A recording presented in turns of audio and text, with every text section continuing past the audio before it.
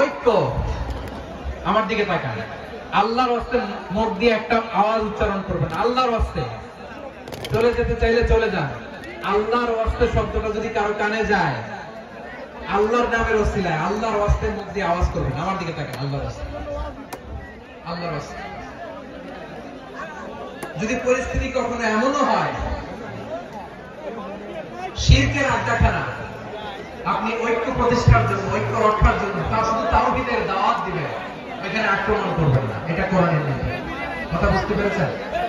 সামনে শিরকের কি কথা কেন? শিরকের কি আড্ডাখানা, আখড়া। কিন্তু ঐক্য বজায় রাখার জন্য, গৃহযুদ্ধ এড়ানোর জন্য আপনি শুধু এটা যে শিরক, এটা হারাম, এটা থেকে তোমরা বেঁচে থাকো, শুধু দাওয়াত দিবেন, আপনি আক্রমণ করবেন না। এটা কোরআনের বিধান। সুবহানাল্লাহ কইবেন না? এই চমৎকার ঘটনাগুলো আপনারা শোনাতে পারবো এরকম বিশৃঙ্খলা করলে। মুসা আলাইহিস সালাম আল্লাহর সাথে সরাসরি কথা বলতেন। ওয়া কাল্লামাল্লাহু মুসা তাকলিমা। সুবহানাল্লাহ পড়েন, আওয়াজ করে সবাই বলেন সুবহানাল্লাহ। এখন বনি ইসরাইল হচ্ছে পৃথিবীর সবচেয়ে গোয়ার জাতি। তারা বলে, মুসা তুমি যে আল্লাহর সাথে কথা বলো আমরা তো দেখি না, তুমি যে কথা বলো আমরা তো শুনি না, তো কি করতে হবে? বনি ইসরাইল বলে, আমাদের মধ্যে থেকে 70 জন নিয়ে যাইতে হবে তোর পারে। ওরা এসে যদি কয় হ্যাঁ আমরা শুনছি, তাহলে বিশ্বাস করছি। কত বড় ডাকাত দেখছেন বনি ইসরাইল। এদের যে গোয়ার জাতি নাই, এত গোয়ার তুমি করেছো মুসা আলাইহিস সালামের সাথে। তুমি যে আল্লাহর সাথে কথা বলে আমরা তো দেখি, কি করব? 70 জন আমাদের বন্ধু বান্ধব যে যদি দেখে তারা বললে ওকে আসো, 70 জন আসে। 70 জন নিয়ে গেল। মুসা আলাইহিস সালাম হারুন আলাইহিস সালামকে খেলাফা দিয়ে গেলেন, আল্লাহ ওনাকে নবী বানালেন। মুসা আলাইহিস সালাম বললেন, হারুন খবরদার, বনি ইসরাইলের মধ্যে তাওহীদের বাণী প্রচার করবা, ঐক্য ধরে রাখবা, বিচ্ছিন্ন হতে দিবা না। চলে গেছে।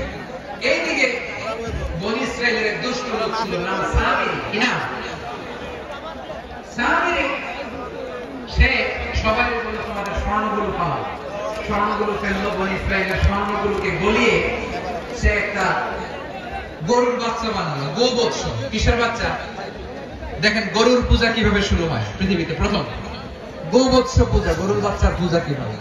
সে স্বর্ণ গলি গরুর বাচ্চা করে জিবরাইল আলাইহিস সালাম যে জমিনে এসেছিলেন, ওই ফেরেশতার পায়ের নিচে একটু মাটি সে বুদ্ধি করে প্যাকেটে রেখে দিয়েছিল। সে গরুর বাচ্চা বানায় স্বর্ণ দিয়ে গলিয়ে ওই মাটি এটার মধ্যে ঢুকাই দিচ্ছে বেলকি দেওয়ার জন্য।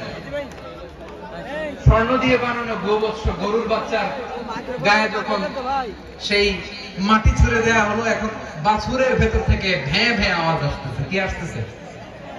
সবাই তো অবাক। সামিরী বলে, আরে তোমরা যে 70 জন দিয়ে মুসা আলাইহিস সালামকে পাঠাইছো ওইদিকে, এত ঘুরতেছে, আল্লাহরে খুঁজে পায় না, আল্লাহ তো এটার ভিতরে ঢুকছে। নাউজুবিল্লাহ বলবেন না?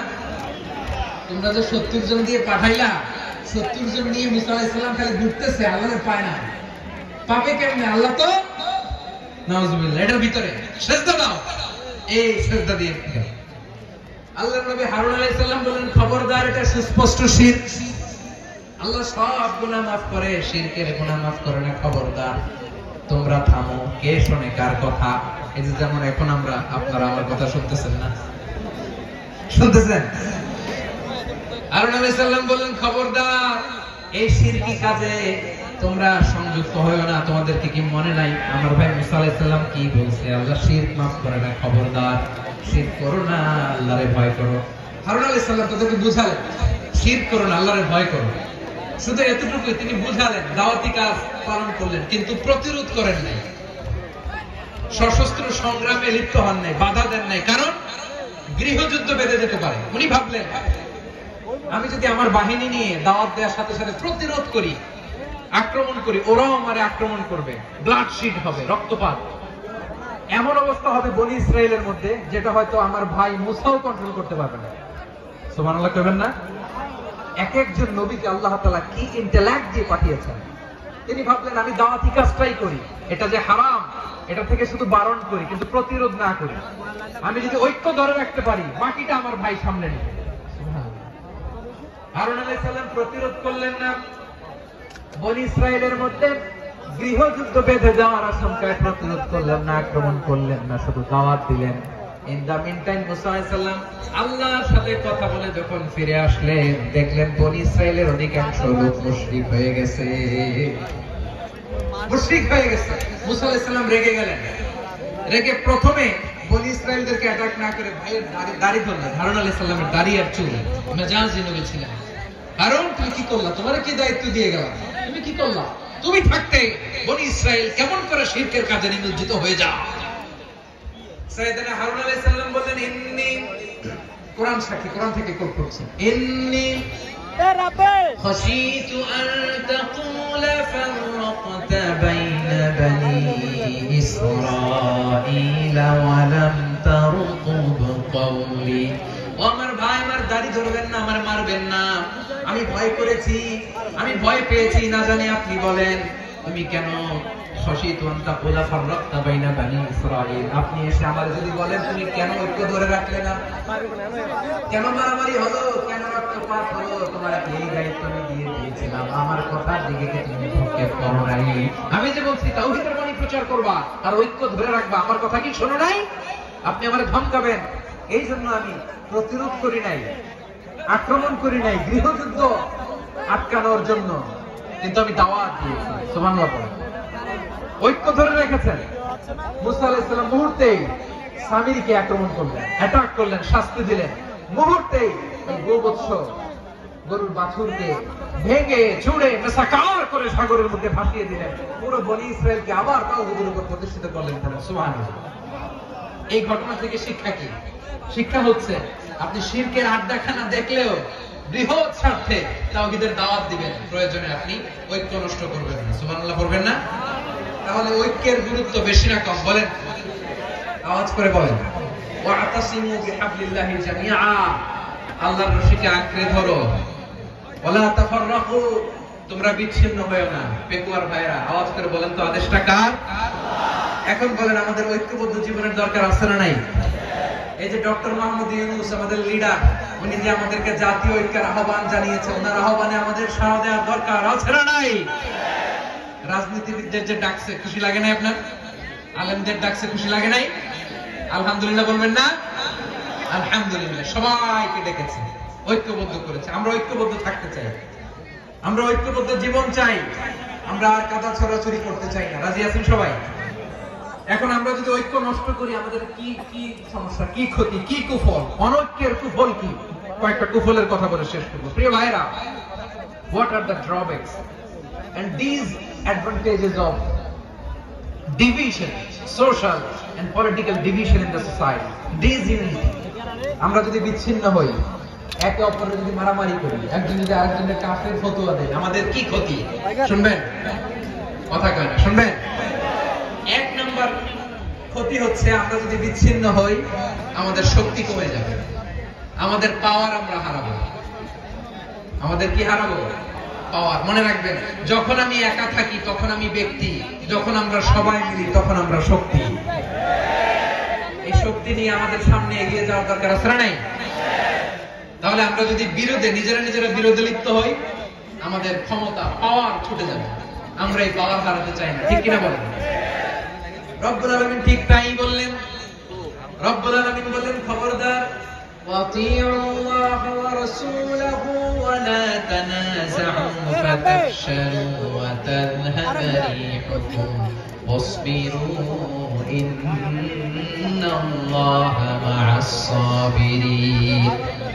আল্লাহর আনুগত্য করো, নবীর আনুগত্য করো, কিন্তু খবরদার নিজেরা নিজেরা বিরোধে লিপ্ত হয়ো না, নিজেরা নিজেরা মারামারি করো না, তাহলে তোমাদের শক্তি কমায় দিবে কে? ফাতাফশালু, তোমরা সাহস হারাবা, ওয়া তাযহাবা রিহুকুম, তোমাদের শক্তি কমে যাবে, পাওয়ার কমে যাবে। তাহলে আমরা যদি নিজেরা মারামারি করি, আমরা নিজেরা যদি বিচ্ছিন্নতায় লিপ্ত হই, আমরা যদি মতানৈক্য করি, তাহলে আমাদের শক্তি কমে যাবে, ঠিক কিনা? আমরা শক্তি কমাবো। আচ্ছা, ছোট্ট একটা বাঁশের কঞ্চি যদি আপনারা দেয়, পায়ের মধ্যে ধাক্কা দিয়ে ভাঙতে পারবেন না? এরকম বাঁশের কঞ্চি যদি 20টা একসাথে জোড়া লাগায় দেয়, ভাঙতে পারবেন? কথা বুঝে নেই মনে হয়। চিকন একটা বাঁশের কঞ্চি দিলে ভাঙা যাবে না? এরকম চিকনই 20টা বাঁশের কঞ্চি একসাথে লাগাই দিলে ভাঙতে পারবেন? কারণ যখন আমি একা থাকি তখন আমি ব্যক্তি, যখন আমরা সবাই মিলি তখন আমরা আমরা যেন শক্তি না হারাই। আমরা বিরোধে লিপ্ত হলে আমাদের শক্তি কমে যাবে। এই হচ্ছে 1 নম্বর ডিসঅ্যাডভান্টেজ। 2 নম্বর ডিসঅ্যাডভান্টেজ হচ্ছে আমরা নিজেরা বিরোধে লিপ্ত হলে অন্যরা আমাদের মাথায় কাঁঠাল ভেঙে খাইতে সুবিধা হয়। কথা বুঝেন নাই? আমরা যদি বিরোধে লিপ্ত হই তাহলে পরাশক্তিগুলোর সুবিধা, তখন আমাদের কাউকে দিতে হবে ট্রানজিট, কাউকে দিতে হবে সেন্ট মার্টিন, কাউকে দিতে হবে দেশের অর্ধেক। চিল্লায় বলো ঠিক কিনা? নিজেদের প্রবলেম সলভ করার ক্যাপাসিটি আমাদের আর থাকবে না। আমরা যদি বিরোধে জড়াই, আমার কলিজার টুকরা পেকুয়ার ভাইরা, আমরা বিরোধ করব না, আমরা বিচ্ছিন্ন হব না। নিজেরা বিরোধে জড়ালে পরাশক্তিগুলো আমাদের মাথায় কাঁঠাল ভেঙে খায়।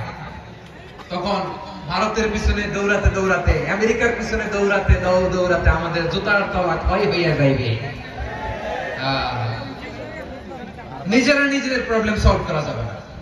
আমরা যদি অন্যের পিছনে না দৌড়াতাম আর এই বিরোধকে থামাতে পারতাম, বাংলাদেশ আজকে যেখানে আছে তার কমপক্ষে 50 গুণ সামনে থাকতো। চিল্লায় বলেন ঠিক কিনা? তাহলে 1 নম্বর ক্ষতি হচ্ছে আমাদের পাওয়ার লেস হয়ে যায়, আমরা দুর্বল হই যদি আমরা বিরোধ করি। 2 নম্বর হচ্ছে পরাশক্তিগুলোর সুবিধা নেই। 3 নম্বর হচ্ছে আমাদের উন্নয়ন, দেশের উন্নতি, অগ্রগতি এটা স্থবির হয়ে যায়, এটা বাধাগ্রস্ত হয়। প্রিয় ভাই, ইউনিটি, ঐক্য হচ্ছে একটা দেশের উন্নয়নের মূল ভিত্তি। দুইজন কইছে ঠিক, এদিকে এখন কয়েকজন কইছে ঠিক। ঐক্য হচ্ছে একটা দেশের, জাতীয় ঐক্য হচ্ছে কোন দেশের উন্নয়ন অগ্রগতির মূল ভিত্তি। ঠিক কিনা বলেন?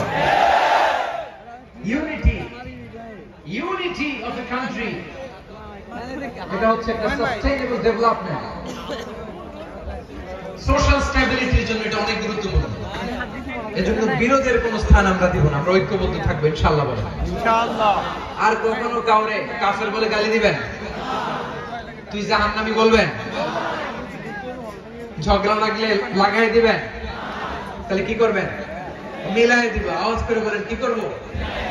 প্রিয় ভাইরা, এই বিরোধ গত 50 বছর তো আমরা দেখেছি, ধর্মীয় অঙ্গন বলেন, সামাজিক অঙ্গন বলেন, রাজনৈতিক অঙ্গন বলেন, এই বিরোধ আমাদেরকে শেষ করে দিয়েছে। এই 24-এর ছাত্র নাগরিক অভ্যুত্থানের পরেও যদি সেই বিরোধ আমাদেরকে খায়, তাহলে এতগুলো তাজা জেনজির রক্ত বৃথা যাবে। চিল্লায় বলো ঠিক কিনা? আমরা এই রক্তগুলোকে বৃথা দিতে চাই না, বৃথা যেতে দিতে চাই না। আমরা ঐক্যবদ্ধ থাকতে চাই। রাজি আছেন? আমরা আর কাদা ছোড়াছুড়ি করবো না। অনেক হয়েছে, আর না, এবার থামো। অনেক হয়েছে, আর না। প্রথমেই আমি এদেশের সম্মানিত আলেম সমাজকে বিনয়ের সাথে অনুরোধ করব, আসুন আমরা ঐক্যবদ্ধ হই। আজকে এই পেকুয়া ঐতিহাসিক তাফসীরুল কোরআনের প্রোগ্রাম থেকে আমি সম্মানিত আমার মাথার তাজ ওলামাদেরকে জাতীয় ঐক্যের আহ্বান জানাই। পেকুয়ার এই ঐতিহাসিক তাফসীরুল কোরআনের প্রোগ্রাম থেকে আমি আমার সম্মানিত রাজনৈতিক ব্যক্তিবর্গদেরকে জাতীয় ঐক্যের আহ্বান জানাই। অনেক হয়েছে, আর না। আধিপত্যবাদকে রুখে দিতে হলে, বাংলাদেশের বিরুদ্ধে যে কোনো ধরনের ষড়যন্ত্রকে রুখে দিতে হলে জাতীয় ঐক্যের কোনো বিকল্প নাই। চিল্লায় বলো ঠিক কিনা?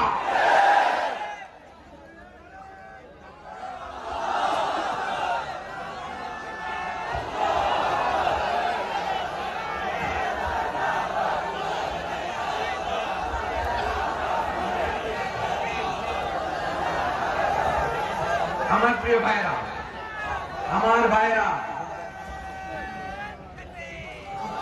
আর কাদা ছোড়াছুড়ি করবো না ইনশাআল্লাহ বলো। আল্লাহুম্মা ফাশহাদ। আল্লাহ তুমি সাক্ষী থাকো, আল্লাহ তুমি তৌফিক দাও। আওয়াজ করে পড়েন আমিন। আর একে অন্যকে কাফির বলে গালি দিব না। ঠিক কিনা বলেন? রাজি আছেন?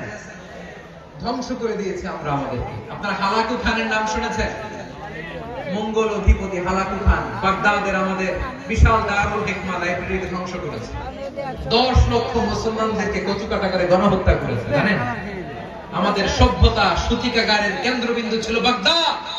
ইরাকের বাগদাদে যেদিন সে রক্ত নিয়ে হোলি খেলা করে, রক্তের হোলি খেলা যেদিন হয়, ওই দিন বাগদাদে বাহাস চলতেছিল। আমাদের বাহাস কি চলতেছিল?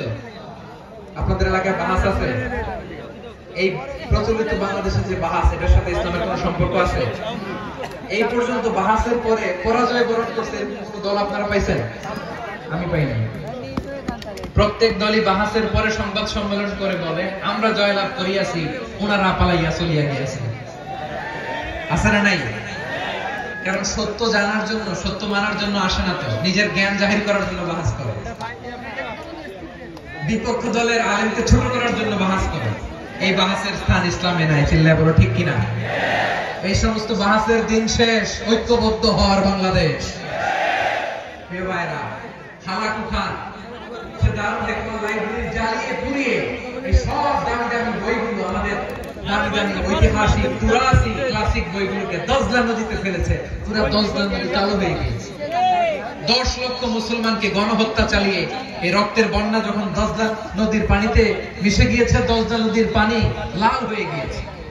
যেই দিন বাগদাদে গণহত্যা চলে, ওই দিনও বাগদাদে বাহাস চলতেছিল। কিসের বাহাস জানেন?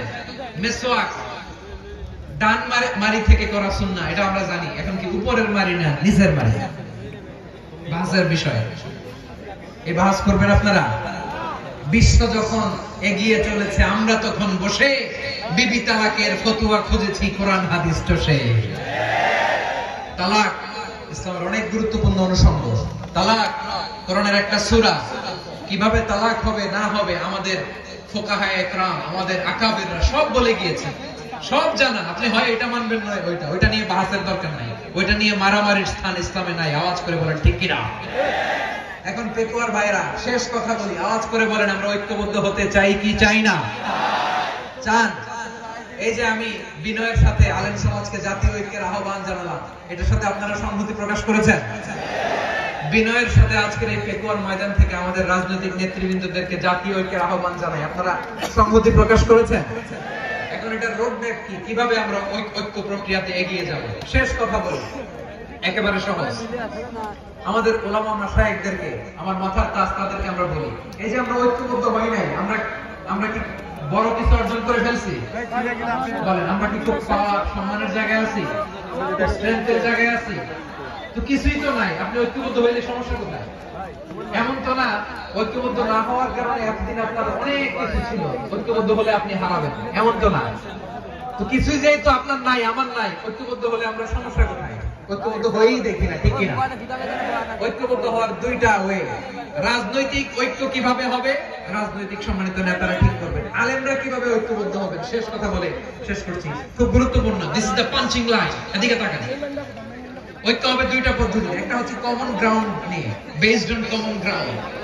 যেমন ধরেন, আমরা নামাজ কায়েম করতে চাই, জামাত ইসলাম এই কথার উপর একমত আছে না নাই? নামাজ কায়েম হোক, একমত না জামাত ইসলাম? হেফাজত একমত না? ইসলামী আন্দোলন একমত না? তাবলীগের ভাইয়েরা একমত না? পীরের মুরিদেরা একমত না? আপামর তাওহীদি মুসলিম জনতা একমত না? তাহলে নামাজ কায়েম করতে হবে।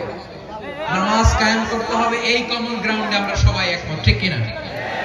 যাকাত আদায় করতে হবে, সবাই একমত, ঠিক কিনা? কথা নাই, কথা নাই।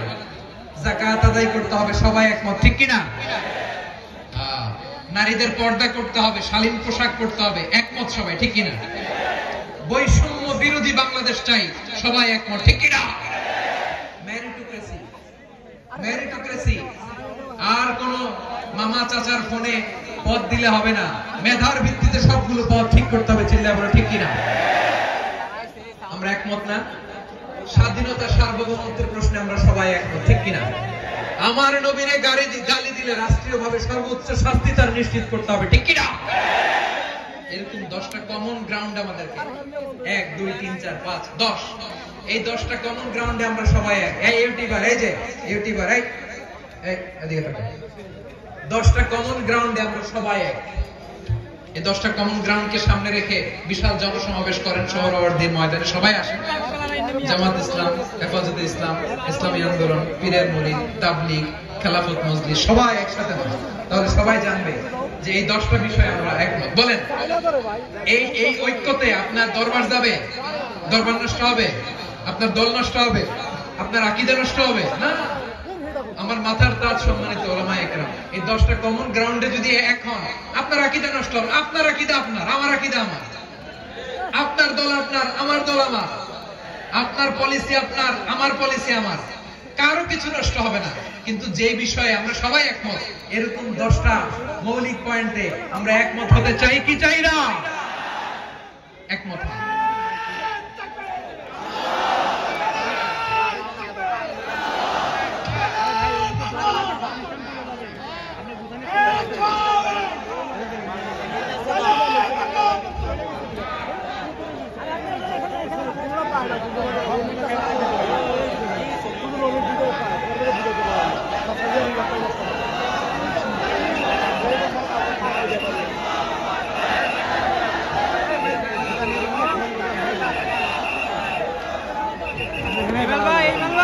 আমার পেটোয়ার ভাইরা তাহলে